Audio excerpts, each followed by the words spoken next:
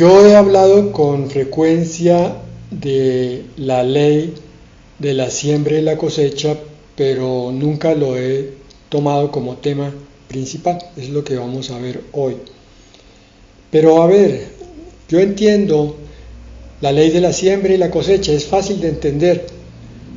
Sí, puede que sea fácil, pero les garantizo que hay cosas que debemos meditar en profundidad, meditar en aspectos prácticos para que esto se vuelva precisamente una ley. O sea, yo lo llamo ley.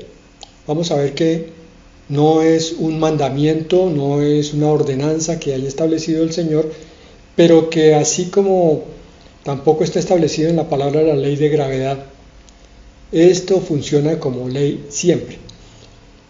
No solo para nuestras decisiones importantes. ¿Nos vamos a casar? ¿Con quién nos vamos a casar? ¿Cómo nos vamos a casar?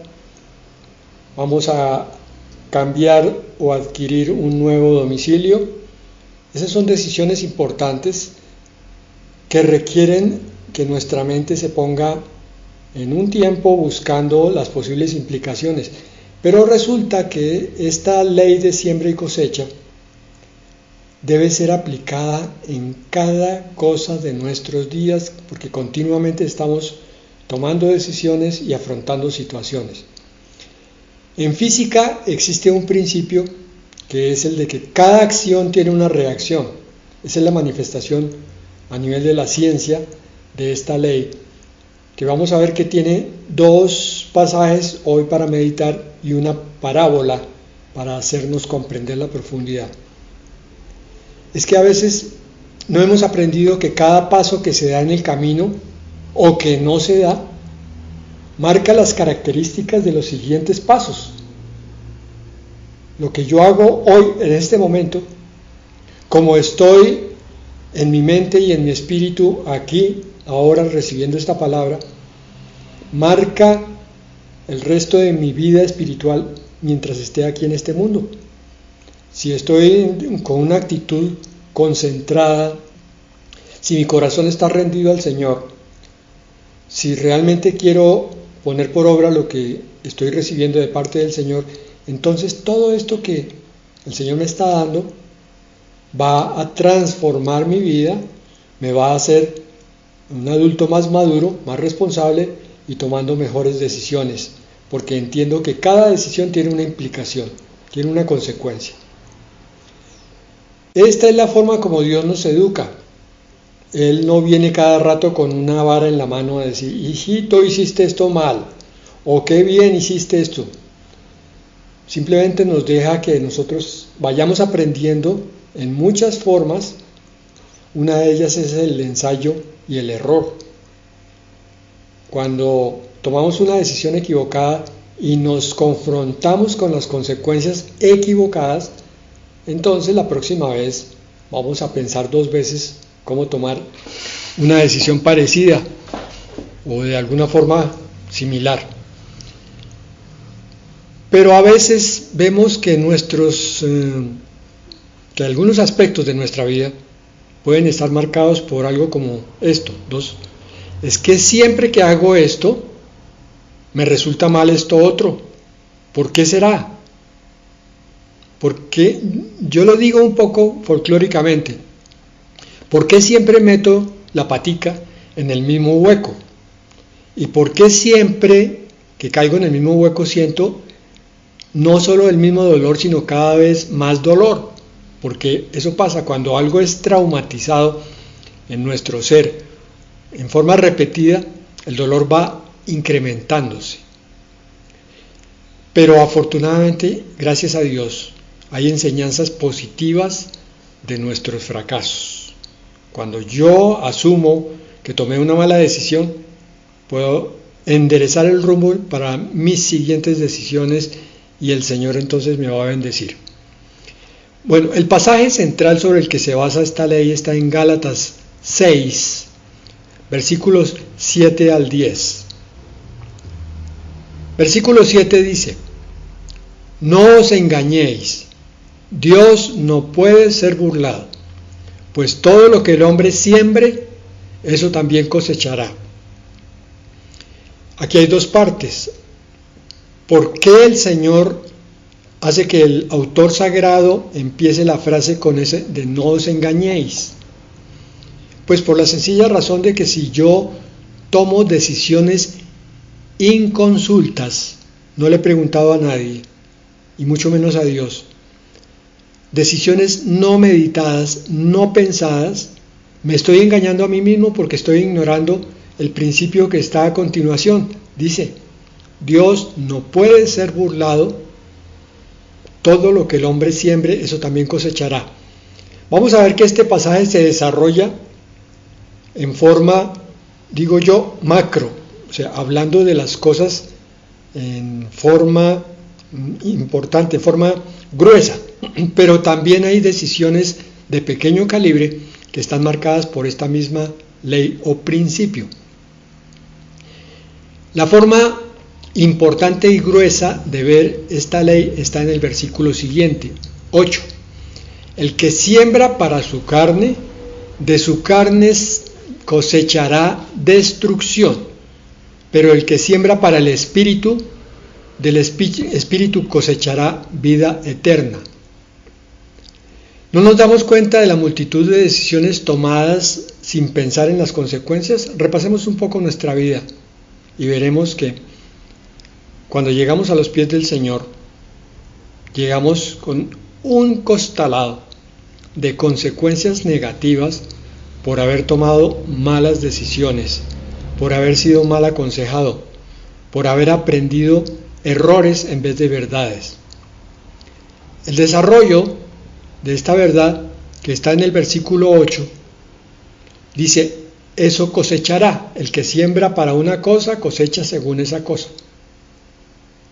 Aunque no fue dada como mandamiento, repito lo que dije al principio, esto funciona igual que una ley. Si yo siembro para la carne, o sea, siembro para algo terrenal, egoísta, mundano, carnal, las consecuencias van a ser destructivas, dice el planteamiento. Pero si siembro para lo celestial, para lo espiritual, para lo que tiene que ver con la palabra de Dios, entonces voy a recoger consecuencias para vida eterna, consecuencias que son bendiciones. Son bendiciones de recompensa, de descanso, de paz. Por eso, el versículo 9 se va ya a un aspecto más práctico, especialmente en el sentido positivo. Dice, no nos cansemos, pues, de hacer el bien, pues a su debido tiempo cosecharemos si no nos desanimamos. Esto es muy obvio, ¿cierto? Es una verdad de apuño. Sí, pero resulta que en la vida práctica no siempre la estamos ejerciendo. Cuando nos han ofendido, cuando estamos con resentimiento, cuando no hemos perdonado, cuando estamos pensando en la carne y con egoísmo, no estamos haciendo el bien. Estamos poniendo en obra la primera parte del versículo 8, sembrando para la carne, y por eso es que cosechamos destrucción. Esa es la explicación de por qué tenemos cicatrices que a veces todavía molestan o duelen de decisiones mal tomadas. Fueron decisiones en la carne, egoístas, mundanas. Porque a su debido tiempo cosecharemos si no nos desanimamos, dice el versículo 9. Así que, versículo 10, según tengamos oportunidad, hagamos bien a todos y mayormente a los de la familia de la fe. Este versículo me trae a la memoria una frase que yo oigo con frecuencia. No, es que esa es la vida de fulano y eso no tiene nada que ver conmigo. Sí tiene. Si yo me desentiendo de la vida de fulano, estoy tomando una decisión egoísta y negativa que va a traer consecuencias negativas para mí y probablemente para él también. Así que me estoy engañando con un planteamiento que es mentiroso. en el mundo, a pesar de andar en la vida material, cada ser tiene que ver con cada otro ser. Cada decisión afecta a muchos otros que me están rodeando. Cada decisión tomada, lo mismo que cada decisión no tomada, puede perjudicar a muchos.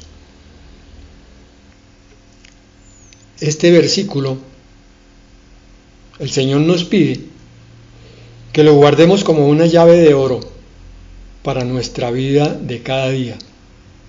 No os engañéis, Dios no puede ser burlado. Todo lo que el hombre siembre, eso también cosechará. Hay un pasaje que está en la 2 de Corintios 9:6 que nos profundiza un poco más sobre esta verdad. Dice: esto os digo, el que siembra escasamente, también cosechará escasamente, y el que siembra generosamente, generosamente también cosechará.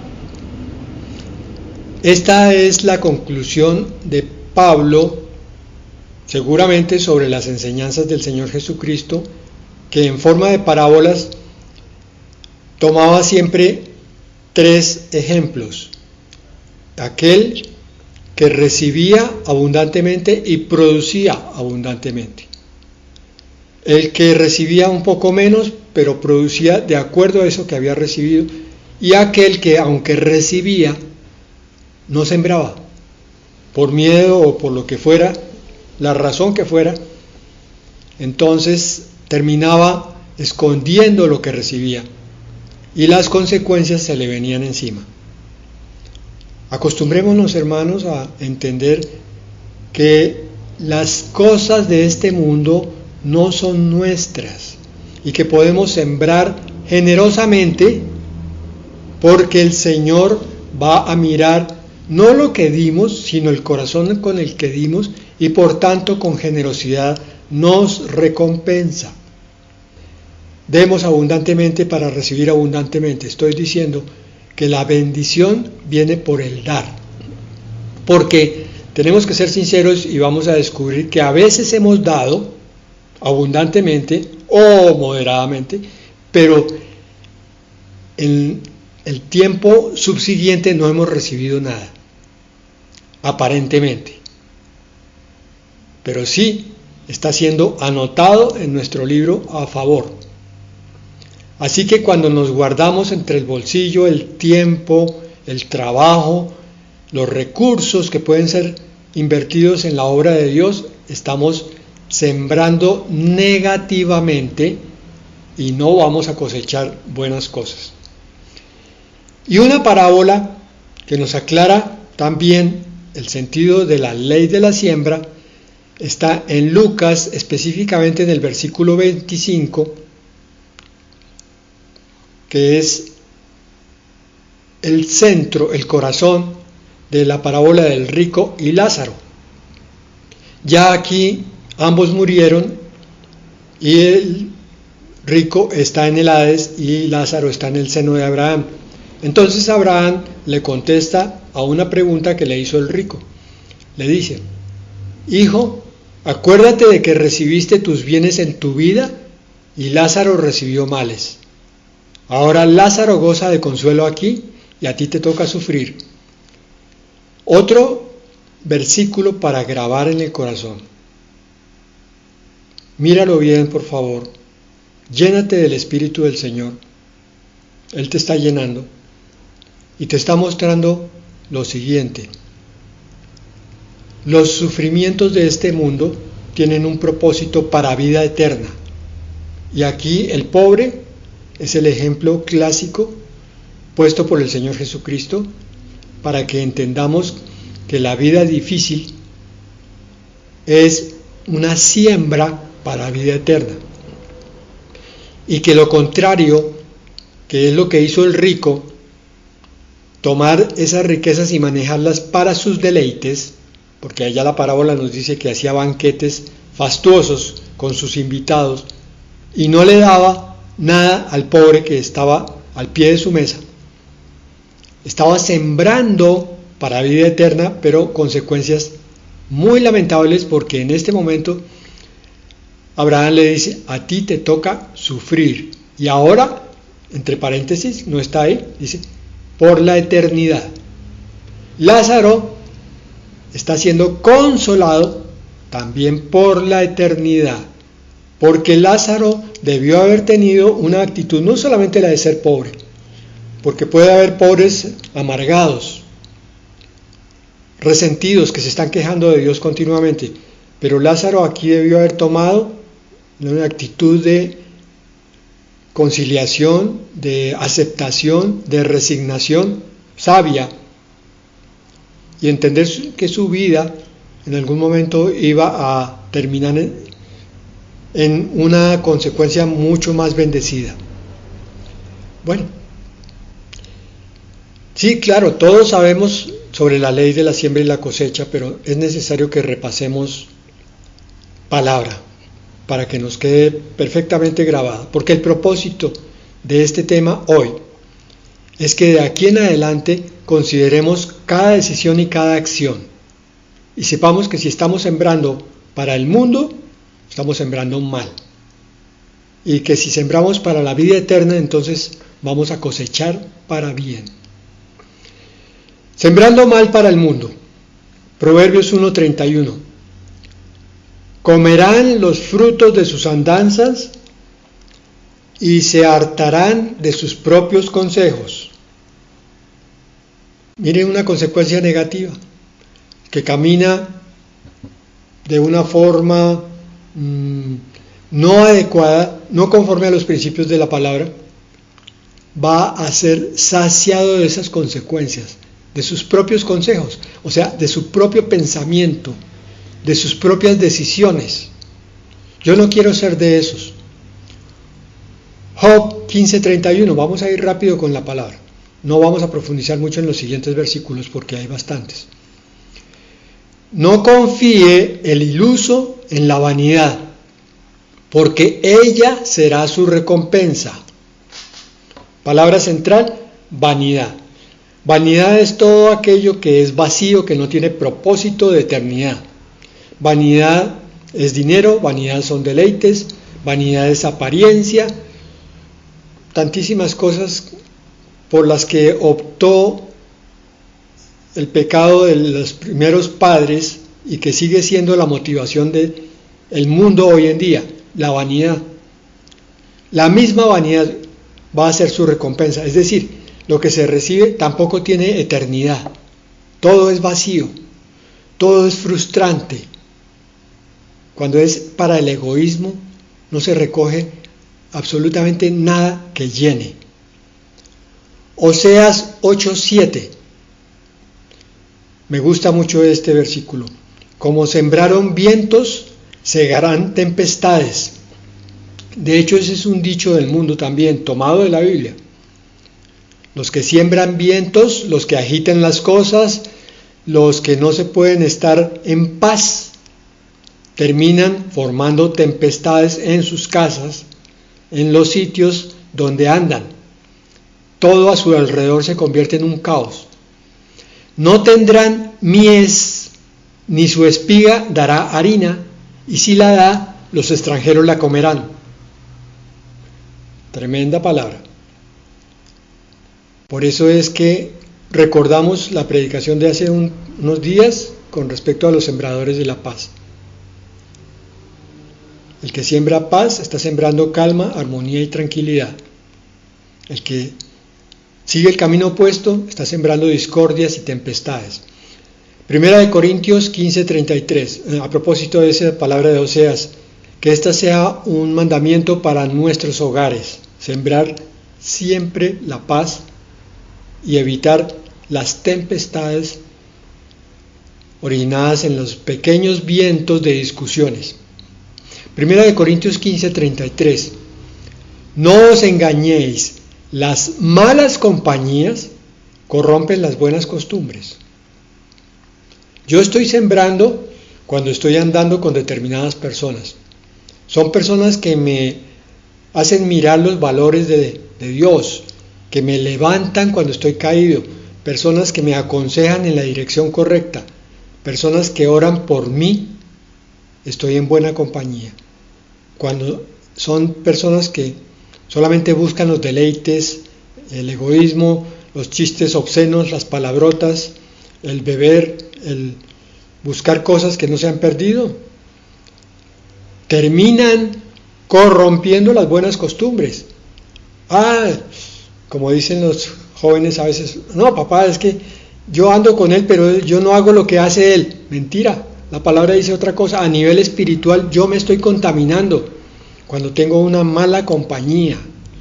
La palabra exhorta continuamente a desechar a aquellas personas, no en el sentido de menospreciar y de apartar brusca o groseramente, pero sí de apartarse delicada y diplomáticamente de las personas que no me construyen de alguna manera para bien.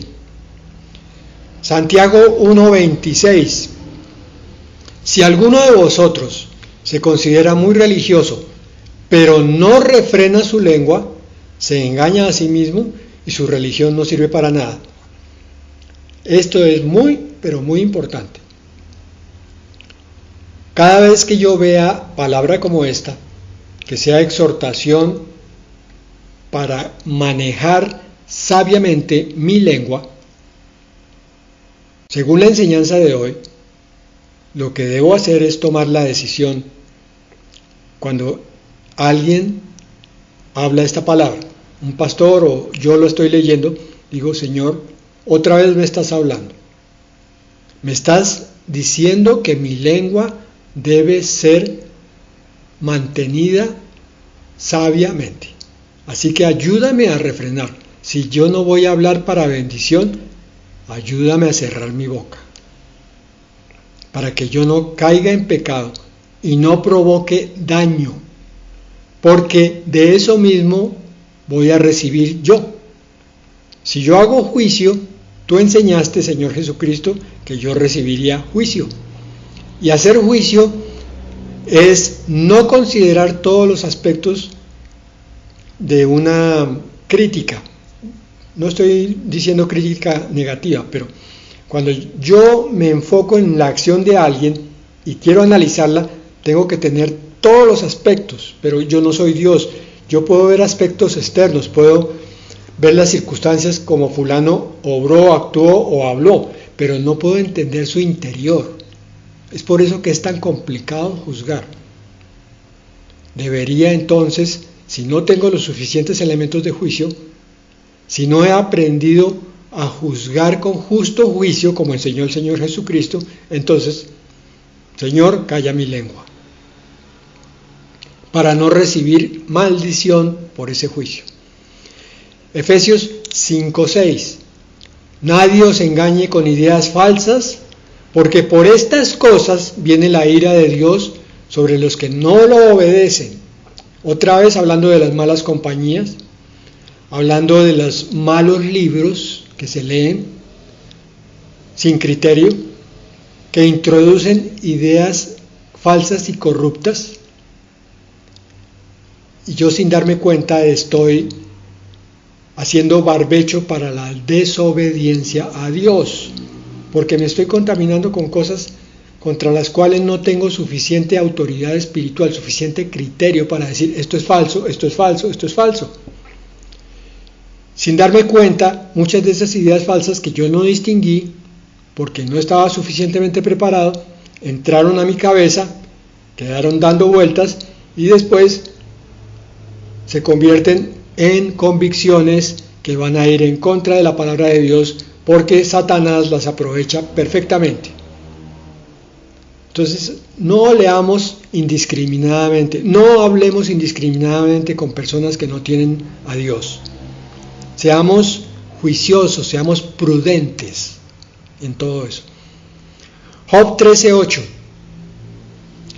¿Seréis parciales con las personas para favorecerle? ¿Lucharéis vosotros en defensa de Dios? A ver, esto quiere decir lo siguiente. Voy a poner un ejemplo para mayor comprensión. Cuando un padre está defendiendo una acción incorrecta, injusta, impía en un hijo, lo está favoreciendo y no está haciendo justicia. Es una obligación del padre ser absolutamente imparcial con sus hijos, porque nosotros eso mismo pedimos de un juez, de una autoridad, de un policía, que así como me trata a mí, trate al otro. Entonces, ¿cómo como padre yo voy a favorecer a alguien que va a producir daño en otro? No puedo ser parcial. Tengo que pedirle al Señor que me ayude a mirar con equilibrio, con justicia a las personas que amo. Oseas 10:13. Habéis arado con impiedad y cosechasteis iniquidad. Comeréis fruto de mentira, porque confiasteis en tu camino y en la multitud de tus valientes. Muy claro. Y Job 4:8, que dice más o menos lo mismo. Yo he visto que quienes cultivan iniquidad y siembran injuria, eso mismo cosechan. Ahora vamos a analizar lo opuesto, sembrando bien para la vida eterna. Salmo 126:6. Irá andando y llorando el que lleva la preciosa semilla, pero al volver vendrá con regocijo trayendo sus gavillas. Este es un precioso pasaje. Es muy poético y describe con una fidelidad impresionante lo que es un ministerio cristiano. Cualquier ministerio que el Señor nos ponga. Para sembrar la preciosa semilla, muchas veces tenemos que ir andando largo trecho y a veces llorando. Cuando vemos que no son muchos los que se congregan alrededor de la palabra, o que se congrega un grupo bastante importante, pero que no son muchos los que obedecen la palabra, o que el grupo que está oyendo está bostezando la palabra, pero al volver, dice ese Salmo 126, vendrá con regocijo trayendo sus gavillas, lo cual quiere decir que cuando el que sembró la palabra ve al menos uno dando el fruto de esa semilla sembrada y viendo esa vida transformada, ese gozo es suficiente para mantenerlo en la obra de Dios. El Señor nos ha dicho, así sea con uno solo que reciba, con ese manténganse. Si ustedes abren un grupo de oración o un grupo de estudio de la palabra y no asiste sino una sola persona, no se desanimen, sigan con él, sigan porque ese uno es precioso para Dios y eso siempre ha ocurrido y seguirá ocurriendo hasta que el Señor establezca su reino. Muchos son los llamados, pero pocos son los escogidos. 1 Corintios 3:18. Que nadie se engañe. Si alguno entre vosotros se cree ser sabio en las cosas de este mundo, vuélvase ignorante para llegar a ser verdaderamente sabio. Aquí hay una siembra particular, y es que cuando yo llego a los pies del Señor y me confronto con la palabra de Dios, tengo que empezar a borrar las cosas que eran del mundo. Dice, hágase ignorante, o sea, lo que había aprendido, prácticamente métalo en la nevera para ver si sirve algo, si el Señor quiere rescatar algo de ahí, pero no lo use más mientras recibe la verdad de Dios en forma de su palabra, para que entonces llegue a ser verdaderamente sabio. Este es un principio que yo lo he ilustrado con la palabra tabula rasa, como los griegos aprendían en el liceo, llevaban una tabla cubierta de cera y un punzón. Cuando llegaban al final, después de haber escrito la lección en esa tabla de cera y no les quedaba más espacio, entonces lo que hacían era que pasaban algo caliente por encima de la cera, borraban todo y empezaban de nuevo. Esa es una de las formas más sabias de recibir la palabra de Dios. Tomar las cosas que son verdad y colocarlas en el sitio donde está el tesoro. Y lo que no es de Dios, meterlo en el cuarto de prueba, hasta ver si sirve para algo. Ezequiel 33:9. Pero si tú avisas al impío de su camino para que se aparte de él, y él no se aparta de su camino, él morirá por su pecado, pero tú habrás salvado tu vida. Recuerden que estamos hablando de la siembra y la cosecha. Aquí yo siembro entonces testimonio y evangelismo en el impío para que se aparte del camino impío. Y ya depende de él. Pero yo voy a recibir salvación, no en el sentido soteriológico mejor, sino la salvación de mi responsabilidad para esa alma. ¿Me explico? Si alguien se acerca a mí y yo tengo que hablarle, siento en mi corazón que debo hablarle, ahí hay una carga que debo presentar al Señor y llevar a la práctica. Venga, hermano, le confío lo que el Señor me ha dado hasta el momento, cómo ha transformado mi vida. Si usted me quiere recibir, bien, qué bueno, va a haber fiesta en el cielo, pero si no me quiere recibir, pues el problema es suyo, pero yo cumplí con mi obligación. Es una carga tener un perdido al lado. Santiago 1:22. Sed hacedores de la palabra y no tan solo oidores. Sembrar la palabra en nuestro corazón significa ir a buscar el fruto con el tiempo. Y eso es ser hacedor. De manera que os engañéis a vosotros mismos si tan solo sois oidores. En términos de nuestro siglo XXI, si yo me siento en una silla a oír sermón y sermón y sermón y no estoy poniendo por obra, en práctica, eso que estoy recibiendo, me estoy engañando. Punto. Hijitos, 1 Juan 3:7, nadie os engañe, el que practica la justicia es justo, tal como Él es justo. Este versículo quiere decir, tú eres hijo de Dios, entonces haz lo correcto, siempre. No te salgas por la tangente. Lo que es justo es lo que Dios hace como justo. Y no hay otra forma de vivir.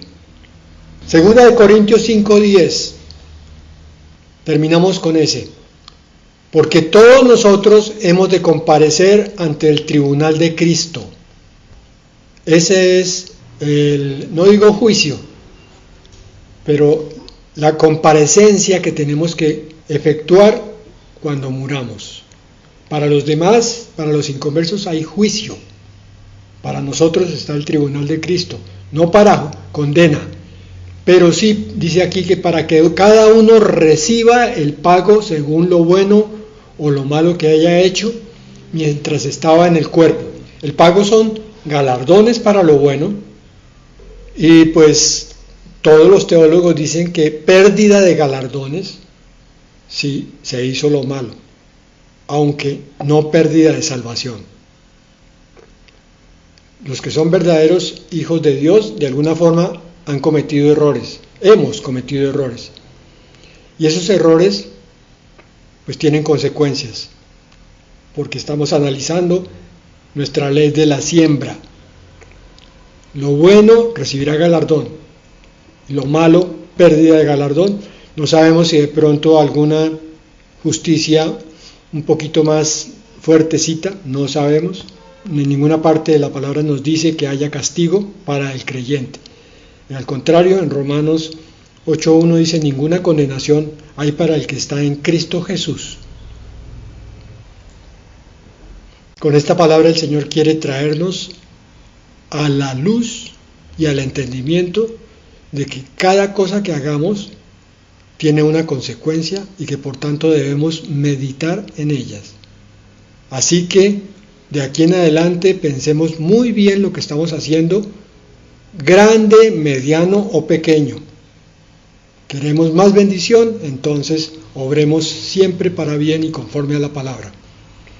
Amén y amén.